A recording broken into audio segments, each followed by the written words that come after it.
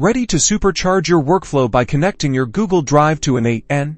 First, log into your N8n instance and navigate to the Credentials section. Click on the plus button to add a new credential. From the drop-down menu, search for and select Google Drive. This will open the Google Drive credential settings. Under Authorization Method, ensure that Auth20 is selected. We'll use this method to securely connect to your Google Drive. Now, click on the Create Auth20 Credential button. This will redirect you to the Google Cloud Console. In the Google Cloud Console, you will need to create a new project or select an existing one.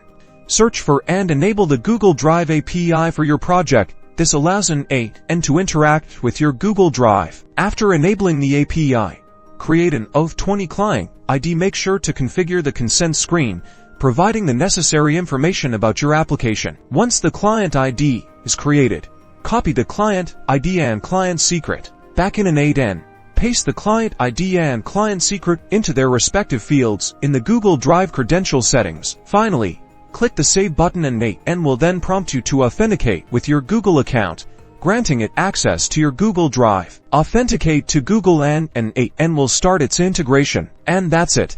You've successfully connected Google Drive to N8n. Now you can start building powerful workflows to automate your file management tasks.